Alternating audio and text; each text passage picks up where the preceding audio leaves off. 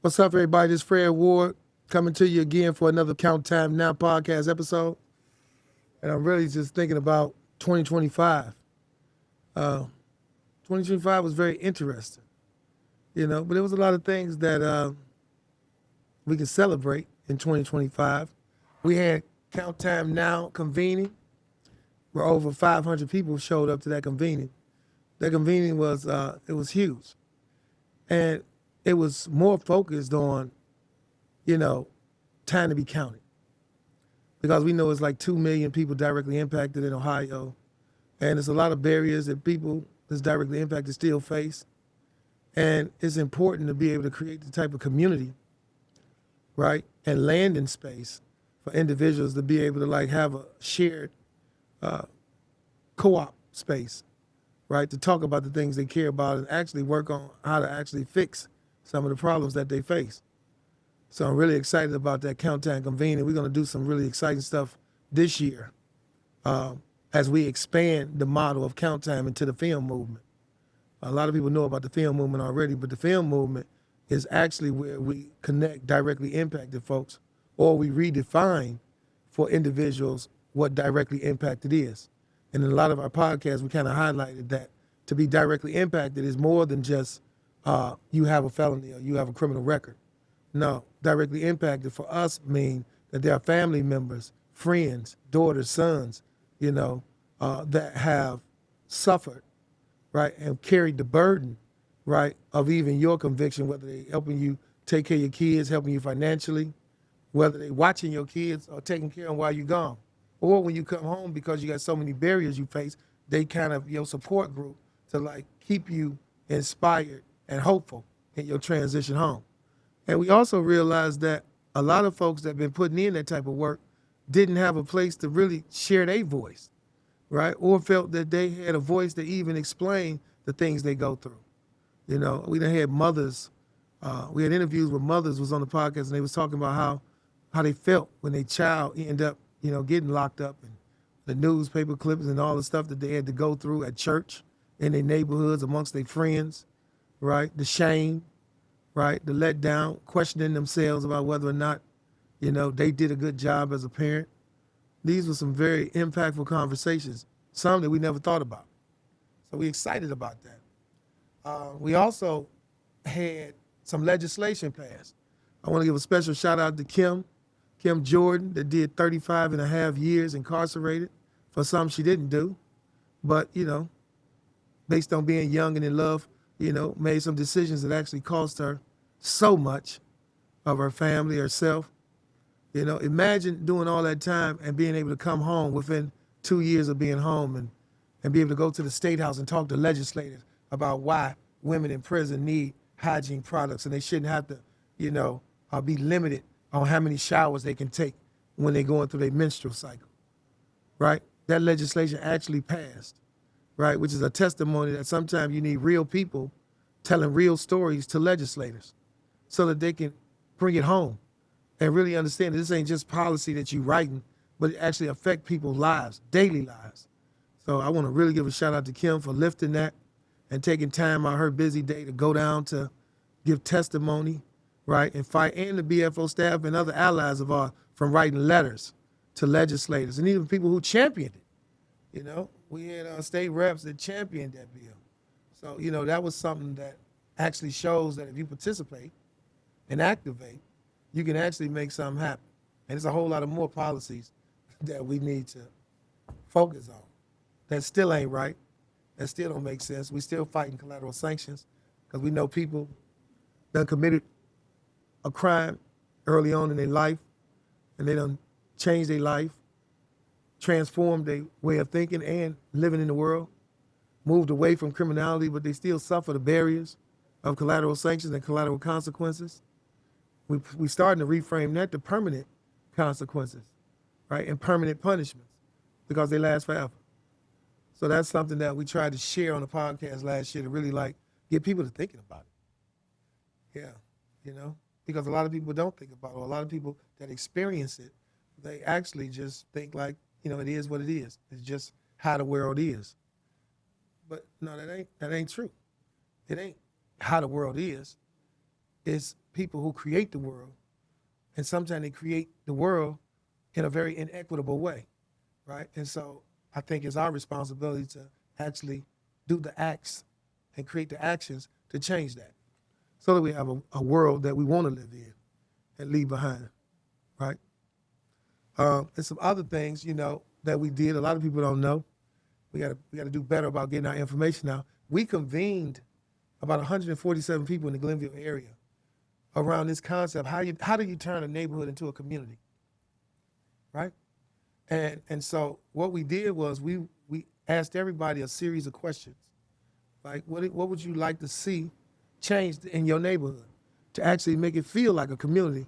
And we took everybody's information and we actually synthesized it to the 5 most pronounced things that people talked about or inquired about. And 5 things came up amongst these 2 groups that we did this survey with in the Glenville community. And what was lifted more than anything was affordable housing, because we know that there are contractors that's trying to build houses in the Glenville area that they want to sell for like $330,000, even though the means to income in this neighborhood is $50,000 or lower. They said they want to do something about violence, right? Because unfortunately, we got a lot of violence that's happening. I know I hear sometimes people say that the violence have reduced, but if it have, it don't seem like it. We got young brothers being slaughtered, sisters being slaughtered every day in our neighborhoods, in our stores. They started doing it in public places in broad daylight. And we got to figure a way to fix that. We got to figure a way how we come together collectively and all take responsibility for the youth and why they feel so comfortable with these senseless killings, or feeling justified for killing somebody when maybe in time these things might not even be as important as they are at the moment. So we got to work on that. That's a us problem. We talked about lead-free housing. I'm part of the Lead Coalition, and I know there's been a lot of work and a lot of legislation passed. City of Cleveland and a lot of other people did a lot of work to pass legislation to get the money in a place, in a space where we can actually create lead-safe housing in Cleveland. And it's been a challenge, but difficult don't mean impossible. And so I'm excited to see some changes that's been made in that space, right? And stay on the path to actually creating the process by which we can get these houses clean, because lead poisoning is a big problem for our children as far as they learning and having, not the barriers, right, of lead poisoning to impede them from being able to learn and grow, right, in a healthy way. So Cleveland being one of the highest lead poison cities in the country, I'm proud that we on the path to fixing that. That's an accomplishment. And I'm looking forward to like some new numbers this year in 2026 and some more stuff. So I commend the Lead Safe Resource Center, the Lead Coalition, and all the partners. It's a lot of partners that have spent a lot of time thinking about how to make this city a better city. Economic investments. That was part of something that was lifted. They want to see more economic investments, right? So, we've been working on that.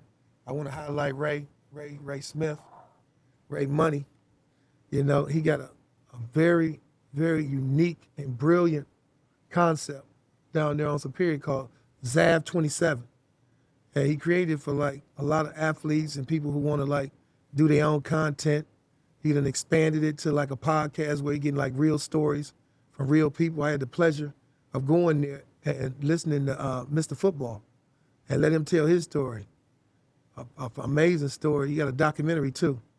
And so I really want to give a shout out to Ray for like, being a pillar in the community, not waiting for others to do something, but do it, being proactive and doing it. He's one of Glenville's finest, so proud to know Ray and the work he's doing. So if you don't know about ZAV 27, you should go check it out. It's good stuff happening over there for the youth. And he needs some funding too. So for all the funders and philanthropy that's out there, y'all should look into what he's doing. He's doing amazing work, and a lot of stuff he's doing is out of pocket, or through like very grassroots donations. He could use some help. So I want to highlight that. We got a couple OGs too that just came home from a 50-year tour of duty. I wanna really welcome George Clayton and Dwayne Farrell home. You know, made men. You know that when they was very young, made some harsh mistakes in their life. They took responsibility for it. They stood up. They didn't duck no shots. You know, they stood on principle, and they did what they needed to do to fulfill that obligation, and they home now. And welcome. And I'm looking for amazing things out of them too, because shit, both of them like borderline genius. That's what's so crazy. Like, I had the pleasure of like meeting both of them, and I really like did some time with George. And man, George went to college and got like on the dean's list like every single semester. I'm like, damn. I was taking classes, and you know when you get to that class where you like, man, I don't know if I'm gonna pass this class, and they be like, you better drop this class before you get that bad grade. Man, I dropped a few classes. George went in there and got like A's. I'm like, man, damn. So, you know, like transferable skills. These some brilliant individual men that's home now. I can't.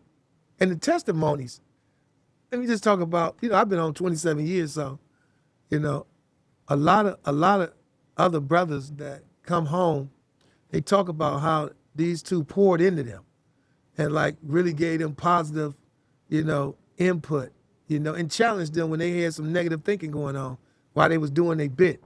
So, man, just to be fully transparent, I'm like really looking to see, because they got influence. Shit, they got longer reach than I got.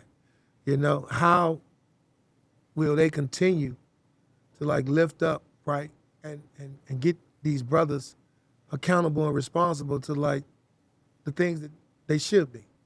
You know, sometimes you need them OGs to come from the past to like lift you up and be like, you know, hey man, you know, let's finish what we started. Like Wyatt Earp and Doc Holliday.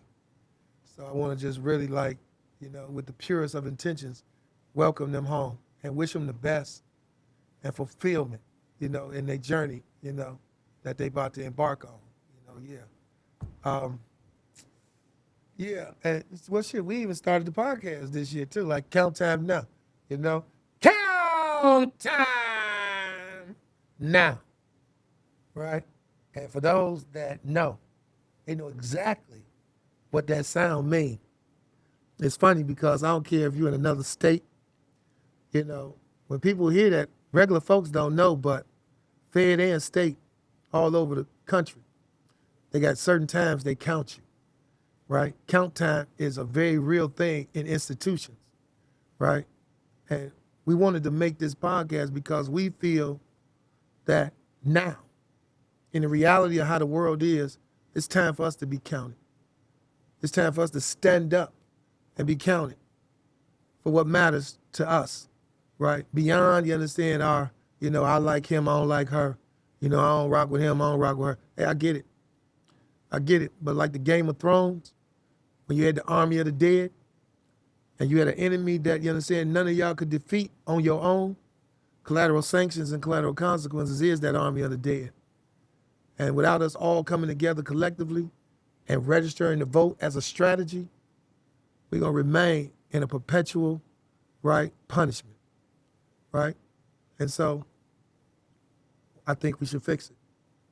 I think we should quit talking about why we got so many obstacles in our way, and we should knock down our own barriers, our own walls, and be responsible and accountable to each other. So, yeah, we want to in 2026 make Count Time. We want to create a community of like-minded individuals. And again, you don't have to be directly, you have to be directly impacted, but you don't have to have a felony conviction to be part of this community. We got more things that connect us than separate us. And when we figure that out, we're gonna be in a better place. I'm just a messenger.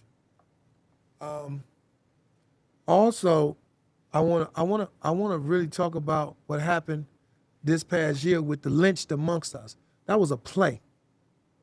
And these brothers and sisters and so many people that acted in this play, these was real people that was wrongfully convicted, and they was vulnerable enough to like share their story with the world, because we know like in order to change policy, sometimes you got to change the hearts and minds of people.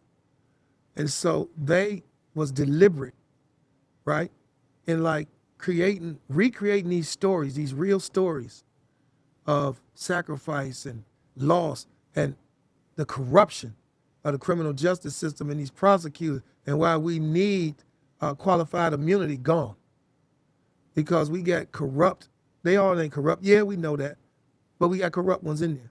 We got judges, we got prosecutors, we got police officers, we got people that's hiding evidence knowing that it will exonerate individuals, right? Because they can, and they suffer from the human being human, right? To be human is the error. And they causing these individuals to do 20, 30, 40 years until somebody, by the grace of God, figure out like, this don't make no sense. This evidence was over here. It was hid from the whole trial and the jury. And yet they sit with immunity. It's wrong.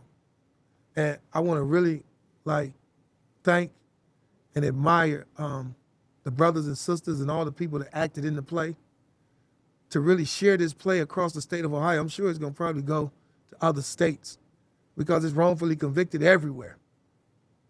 To really show in real time like what it looked like to see 20, 30 years flash before your eyes. The loss of your children grown, your mother passed away, your father, grandmothers and grandfathers, the loss based on the injustice. So I really want to give the Lynch I still got a trophy for y'all. Y'all was in Cincinnati doing another play, The Lynch Amongst Us, I think when we did the Convening. And so I still got a trophy or an award for y'all that I got to get over there to y'all. But I want to really give y'all flowers, right? And continue doing what you're doing, continue to lift it up. You know, y'all even incorporated the need to vote, right? Because we can vote these people out of office too, right? So we got, you know, self-deified entities in the state house and in the courthouse. We can get rid of them if we exercise our right to vote. And we should, you know? So, you know, I'm always saying if you don't vote, you're out, especially if you directly impacted. You know, but again, you know, you only know what you know. So we're going to try to do a better job and make it more simplistic where you can really understand the strategy of how we build power collectively, right? And power ain't a scary thing. It's not a bad thing. Power is needed in the world because power allows things to happen in your favor, right? And when you have people that don't have the same intentions as you with the power, we see what happens. The world transforms before you, not in a way in which you want it to. So we got to work on that. Shout out to a few other people, man. Dana, Dana's a bail bonds woman. She fights her ass off for people directly impacted. I mean, man, it's like she a champion. She a champion. Yeah. Stoney in the city. Stoney raw dog. Stoney fight tooth and nail. She'll get on you too, you know, because everybody be looking to Stoney to help and, you know, but Stoney like, you're going to do something too. So I think Stoney about to start her podcast back up. I think the world need it. So really want to give her a shout out. She's been doing a lot of work in 2025 and I know she ain't going to stop. So really want to like, you know, lift that. And there's so many other people, you know, don't hold it to my head or my heart that I just don't remember, you know. But it's a lot of people doing amazing stuff in the city. We got to work better and doing it again. And a lot of it's me. I be so overwhelmed, man. I miss a lot of events. I miss a lot of, you know, actions because my phone never stopped ringing. My son coming home. My brother just came home. I need this. I got a court date. Man, they treat me bad. The judge, it's overwhelming. You know, it's flattering that they would even call, but then it's disconcerting because we need more people in the fight so that we don't drop the ball when people call for help. And I guess I'll say it this way. If you help us build power, we share the power. So it got to be more than just you calling us to help you figure something out for somebody. You got to get involved. In 2026, you got to get involved. And I know you're busy. I know the world is in a constant upheaval. We losing stuff, you know what I'm saying? Finances is going, grants is being pulled away. It's chaos. But we have to be clear and calm even in the midst of chaos. I'm just reflecting. So much. And if you address everything that's going on, man, you'll just be chasing fires. You'll just be running from fire to fire to fire to fire. I don't want to do that. But all these fires are important. We got to find a way to come together. I want to give a shout out to my brother Donovan Harris. Donovan Harris, that's my main man, co-conspirator in the righteous way, right? And my colleague, you know, he down in Akron, Canton, and so many other places, doing amazing work, investing in people on a daily basis, lifting them, inspiring them. I couldn't ask for a greater co-conspirator. You know, we was inside the walls together, and I watched his leadership from a distance inside, and his leadership has grown tremendously. I'm thankful, man. It's the feeling you feel when you in a fight with somebody you know will fight, and you can feel they back up against your back, and you know, you understand, we in it. Man, it give you the courage of 20 lions. You know? Yeah. So many other people, you know? The whole BFO team. You know? Canton, Shantae holding down Canton. GOAT. She amazing. You know, she amazing. The work she do and how she help people. Man, she doing some emergency stuff. Like when it snows, she housing 20, 30 people. It's crazy. Like what she doing is it's God. It's God inspired. I wanna acknowledge the team. Yeah, we got. If we all we got, our motto is we better be all we need. Because losing these fights that we fighting ain't an option. And they ain't gonna come easy, and it ain't gonna be a short fight. So we gotta prep ourselves for the long haul. If I had to say anything, I would say 2025 prepared us for the long battle, for freedom, liberation, and justice, right? And if not by us, then who? And if we don't do it now, then when? So I ain't gonna hold you. I just want to let y'all know that we're working. We're gonna continue to work. And if you got any fight in you, don't let Fred be the reason why you don't get involved. It's bigger than me. Join the community. Create relational power. Change the world as you see fit. And believe. So that's Fred Ward, checking out for now. This ain't the last.